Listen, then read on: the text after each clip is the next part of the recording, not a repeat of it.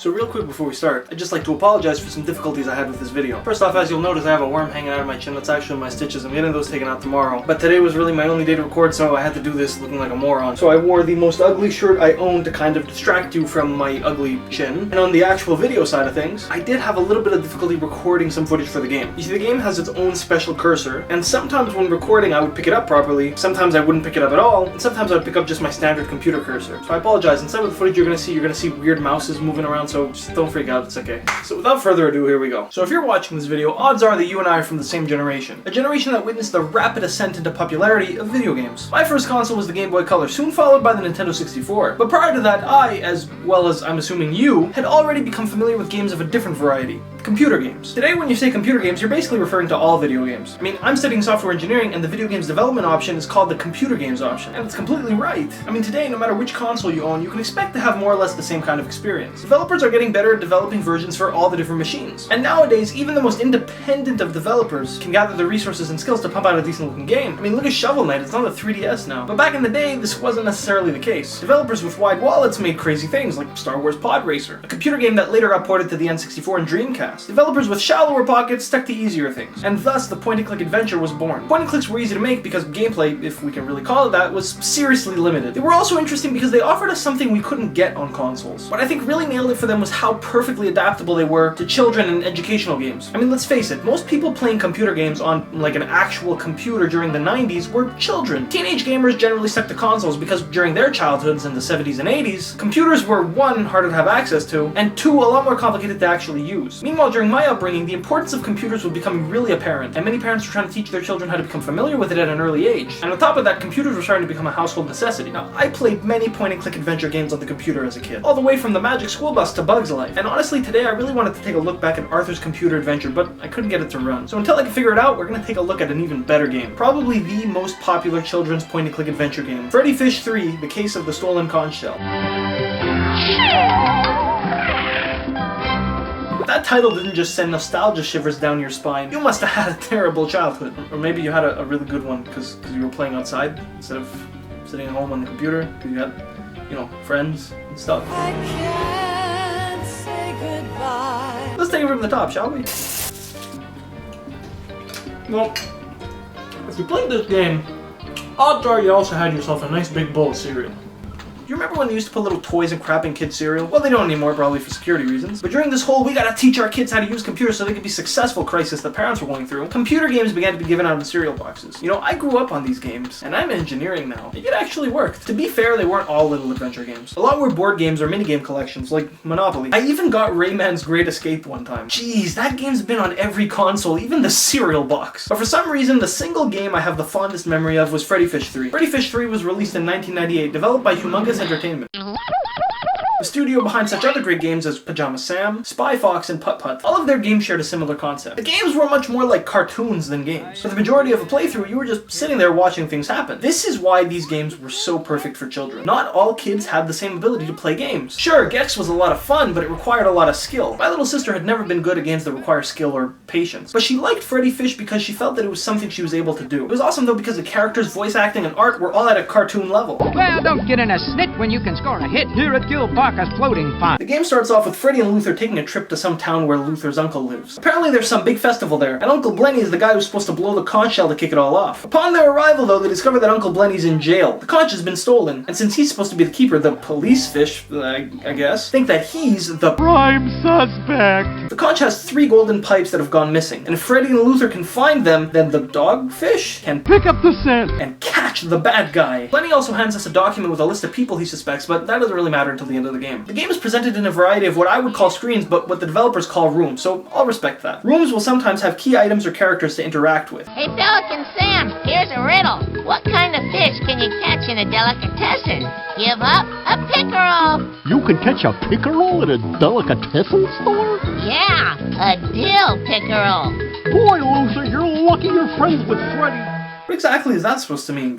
freaking jerk pelican. But the real charm is in the random clickable items. Almost every piece of the environment can be clicked to reveal some little quirky thing. These things are completely pointless, but they add a level of charm to the game that it wouldn't have otherwise. Some things can be clicked multiple times, and some will offer different results every time you click them. But it's when these two characteristics appear in a single item that things go nuts. These things can be abused to no end. I'm having way too much fun not only clicking on these, but looking for them. As soon as I enter a room, the first thing I do is try to find all the things I can abuse. The most notable ones are the parrot at the beginning of the game,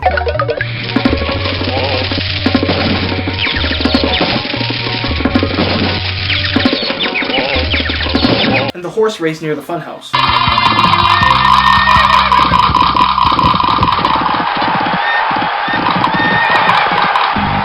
This one's kind of annoying. Each one of these buttons plays a different song, but you can't skip them, so once you start one, well... Unless you wanna mess with me. My favorite one though, my favorite one of all time is this little starfish in the funhouse. Oh my god, it kills me. This little starfish, 10 out of 10. It's done, it's over.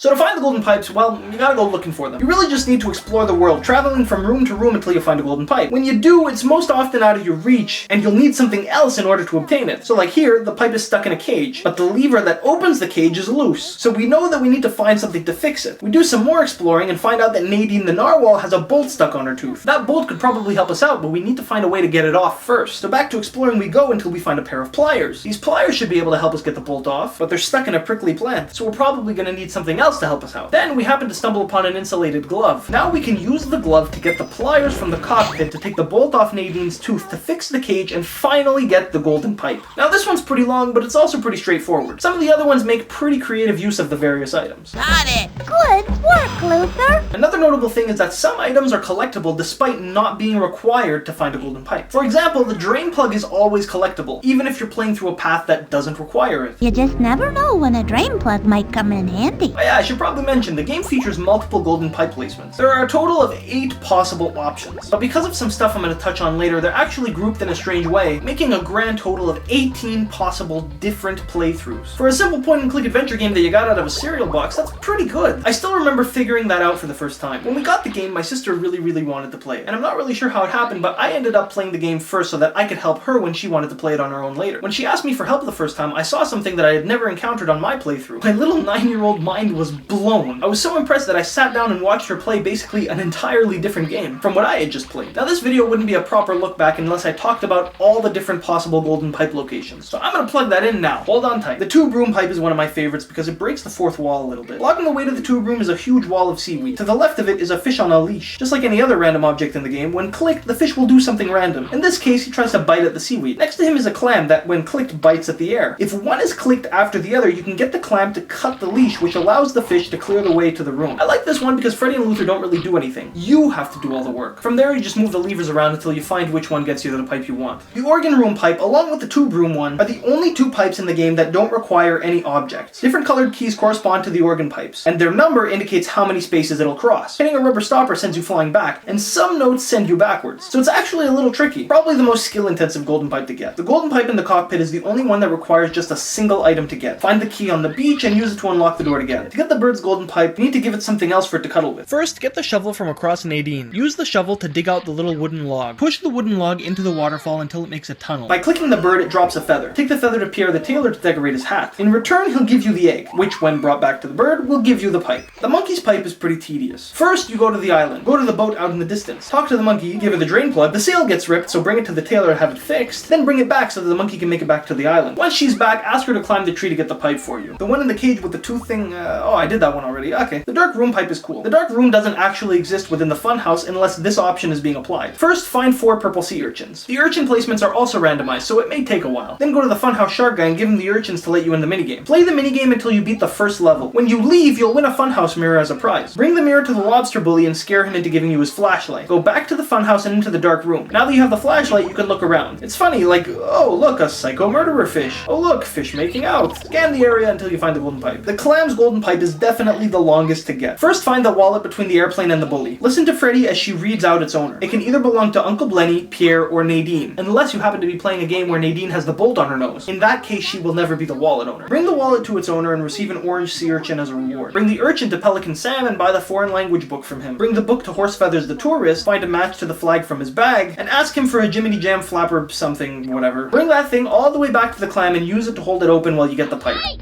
Jeez, still wearing pants. Okay, back to business. There's a few other really charming things about the game. My favorite character is definitely Luther. He's goofy and makes a lot of mistakes, but the dynamic between him and Freddi is perfect. Freddi, how come there are no pink polka-dotted sea urchins? But there are. They live in the secret sea, where everything is pink and polka-dotted. You just made that up, didn't you? Uh-huh. Maybe Pelican Sam was right. Luther is pretty lucky to have a friend like Freddi. And I mean, come on, he has freaking telekinesis. See, I could move the pipe with telekinesis, the raw power of my mind. This is canon to the main Freddi Fish lore. Shut up. Shut up! Also, I mentioned this in the StarFox video, but I'll mention it again. The voice of Luther is also the voice of Slippy in StarFox Assault. Slippy, you're in charge of gaining control of the hideout. Understood. Leave it to me, Fox. Obviously, as this game was geared towards kids in the 90s, it had to have a strong anti-bullying message. Get out of the bullies club. Just listen to some of the things that Freddi and Luther will say when you click on them in here. Bullies eventually get what they deserve. What's that, Freddi? Nothing nice, Luther. Bullies are really cowards who are too scared to show that they're scared.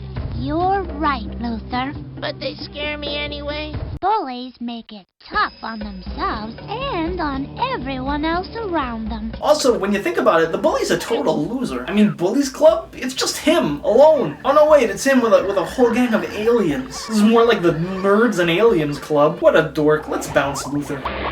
Another cool thing is just how solid the game is. All things considered, there really isn't much a player could do that a developer couldn't anticipate. But some things are just unexpectedly well handled. Like, check out this monkey business. So the monkey's name is Magenta, and she'll introduce herself as such when you meet her. But the thing is, there's a variety of ways to meet her. For example, you can come to her out on her boat and just click on her to talk, in which she'll explain to you that her boat is leaking, and also introduce herself. If you ain't got no time for that, rather than just talking first, you could simply give her the drain plug immediately, seeing as how you're a Freddi Fish veteran and you already know what she needs, right? In this situation, the dialogue will be different, but her introduction will still be popped in at some point. My poor leaking boat. By the way, name's Magenta. I'm Luther, and this is Freddi Fish.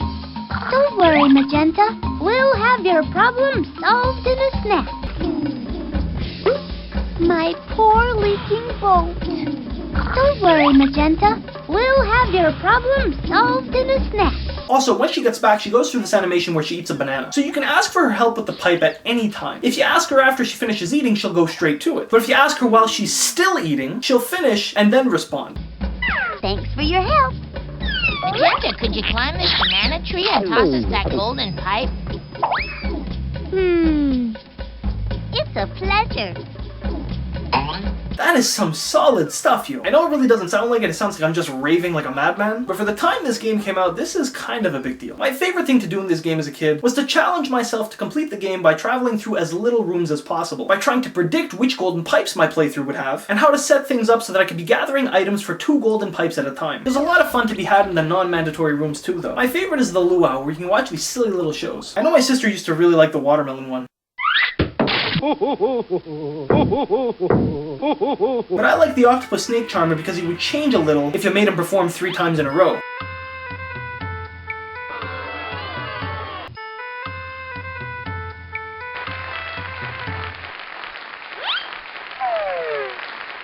Give it up, folks. Let's hear some applause. There's also an organ room too, which you can mess around in.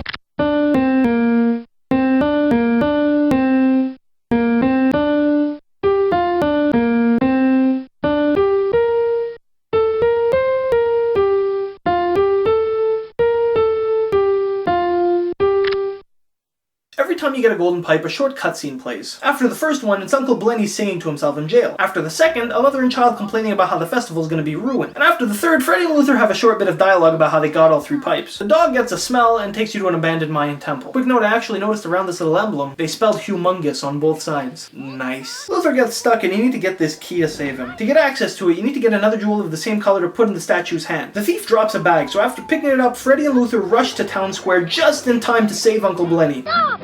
Uncle Blenny is innocent! They pull out an item from the bag that belongs to one of the possible subjects. This event is also random and has nothing to do with anything that's happened in the game so far. After convicting the person who stole the conch, Blenny finally lets it toot and, well, that's it. Just do your duty, O grand exalted keeper of the conch. Just before the credits, they make a little gag about the penalty that the thief was given. My favorite is probably Pierre's.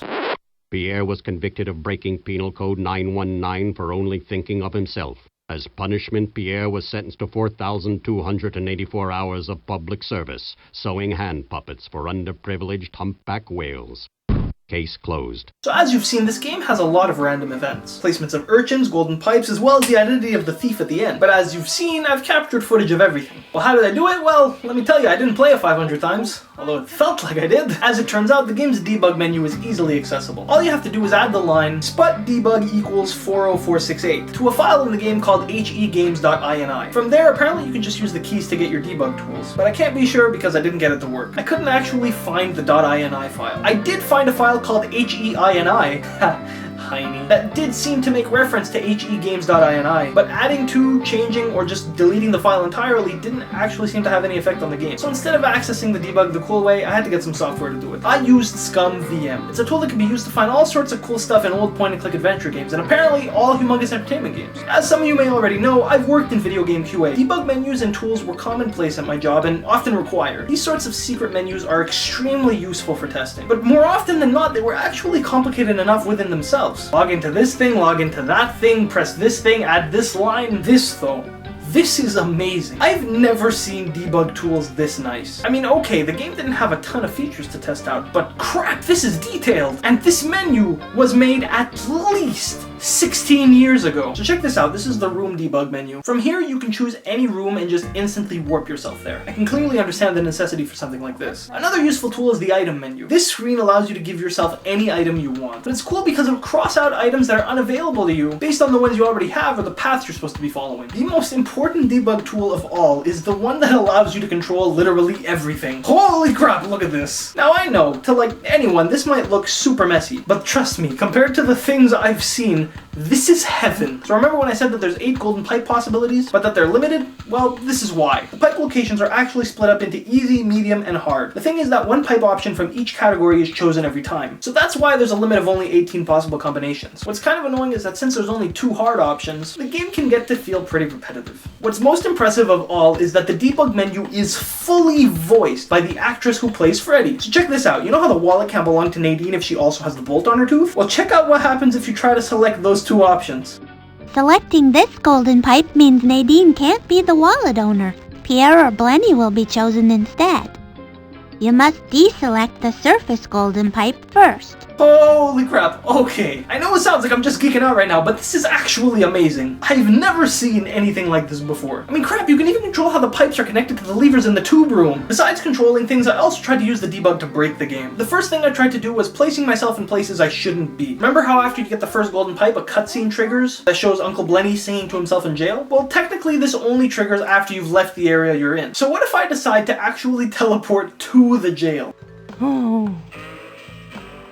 Wow, no crash, that's pretty good. I mean, there's an error message, but I mean, that was an error. And things still react properly. The dog is gone though, that can't be good. And warping absolutely anywhere else fixes the error. I also messed around with getting items I shouldn't have. So here, I don't have the monkey pipe path, but I can warp myself to the room where Magenta is stranded on the boat. If I do that, I can get the sail, which I shouldn't have, and help her get back to the island even though she's actually already there.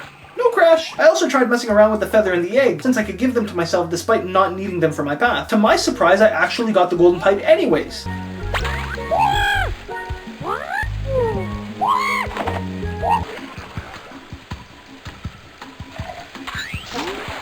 You can give yourself all 3 golden pipes from the get-go, but it's cool because it's not having the golden pipes that triggers you going to the Mayan temple. It's the actual event linked to getting a golden pipe, which means that the ending can only take place in a handful of specific rooms rather than anywhere. Also, notice how the feather looks different here than here. And whoa, that's the thief's bag. That item isn't even used in the game. And if you give it to yourself, it blocks you from having any other item. Maybe they were originally planning to do something with it. There's also this screen. It looks to me like this is where they're supposed to put all their sprites, but everything's just piled on top of one another, so I'm not sure. I don't really have anything else to say about the game. The script for this video is already the longest I've ever written for anything before it's actually at 7 pages.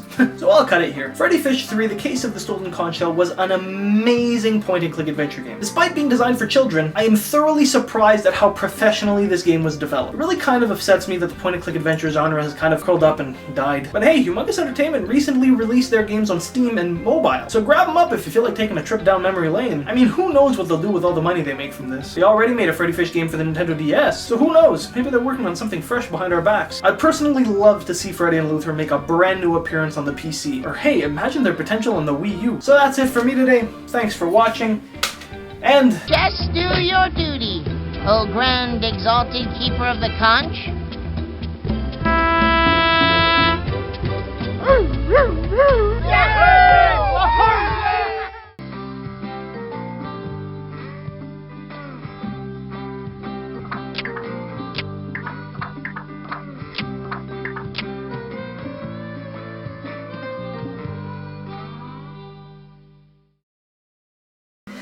c'est fini, that's it. I just hit myself in the face. So first off, thank you for watching. Second off, there's actually stuff I want to talk about this game in this end screen. And I would have plugged them in the video, but the video was getting too long and this end screen is skippable. If you don't care about this, you can skip it. And these are details that I didn't really care about. First off, I wanted to talk about Freddi Fish and fan fiction, because I wanted to do a little bit of a bit on how obscure Freddi Fish kind of is, at least today, just to kind of put into perspective how old this game is. Because nowadays, anything new comes out, all this fan fiction starts pouring in, it's crazy. But Freddi Fish came out at such a time that, you know, everybody who played it was at such an age that by the time this scary place on the internet started to become a thing, nobody was really thinking about Freddi Fish. Now, a while ago, I actually looked it up. I was having some argument with one of my friends, I think, and I'm not really sure how it happened, but I started looking for the most obscure fan fiction. And I found one about Freddi Fish, and it was actually a crossover between like Freddi Fish and SpongeBob or something, which is a great idea, and I was going to talk about how that is today, but I think with them bringing it back to Steam and all of a sudden Humongous Entertainment coming out from under the rock that they were under for how many years, I think Freddi Fish has kind of resurfaced, because doing an image search for like Freddi Fish fan art, the third image is questionable, so I don't recommend it. It's scary things. What I also wanted to mention was Freddi Fish on Wikipedia. Freddi Fish. So when you search Freddi Fish, the first result is Wikipedia. But the thing about the article written for this is that it's full of errors and mistakes, and it looks like a 3-year-old wrote it. Like, that's how you know that something is kind of old, when the Wikipedia page doesn't even make sense. Freddi Fish is a children's adventure game from Humongous Entertainment. The series began in 1994. There's no proof of anything in this article. Last edited 2 days ago by an anonymous user. Freddi Fish is an anthropomorphic yellow fish who takes on detective investigations throughout the series of games. She has, so this is the first error. They refer to her as a female in some areas, and they refer to her as a male in other areas. Now, apparently there is an issue in the first game where there's a bit of dialogue where Freddi's grandmother refers to her as a him, but apparently it's been confirmed that Freddi Fish is female. She has her own pal, the green-colored Luther, who is her best friend and goes with her on all of her adventures. Oh, okay, they fixed it, never mind. I guess the anonymous user who fixed this 2 days ago fixed the problem. There was an issue, okay, you know, I sound like an idiot now, I sound like I'm on crack or something. Because the word her appears 3 times, and one of them actually was a he, so that was my issue, but, you know, whatever. Freddi and Luther search for the real thief to clear Uncle Blenny's name and prove that he did not steal the conch. They search and investigate the suspicious characters to find out who really did it. Really? I don't think that's what the game is about. I think the game is actually about finding 3 golden pipes, going to a Mayan temple, and then having a random item appear in a bag that determines which one of the thieves is the thief, you know? Eh? Anyways, as you can see, I'm not sure if I was able to explain the point that I was trying to make here adequately, and that's why I decided against putting it in the main video and I put it at the end screen, because whatever. Besides that, I'm doing good. I piled the game. I was going to put a little piece of paper that says I also did Gex one time, but I forgot to do that. I will be doing Battalion Wars 2, hopefully next, if I don't pull a fast one on you again. Who watches these end screens? They're always like 5 minutes. Who makes a 5-minute end screen? Christ's sake. You know, I can do the entire intro from Freddi Fish by heart because I had to watch it like 500 times when I was testing footage for this. And the little snail blinks his eyes. Bink, bink, bink, bink. How you enjoying the flight on Pelican Sam Airlines, Freddy? A lot, Sam. Gosh, Luther, it was really great of your Uncle Blenny to invite us to the Founders Day Festival. Well, Uncle Blenny says that I'm his favorite nephew, and you know I wouldn't take a trip like this without my best friend, Freddi Fish. And then it goes, "Nee," and there's the clouds, and then Pelican Sam flies through the clouds. And it says, Freddi Fish 3 the kid, and there's a little ding, and then they,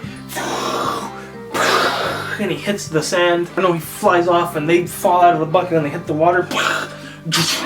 And then Luther's like, "Smooth landing, Luther. Have a good time." And that's Freddi Fish, his intro in a nutshell. Deal with it. Goodbye. I just made a fool of myself.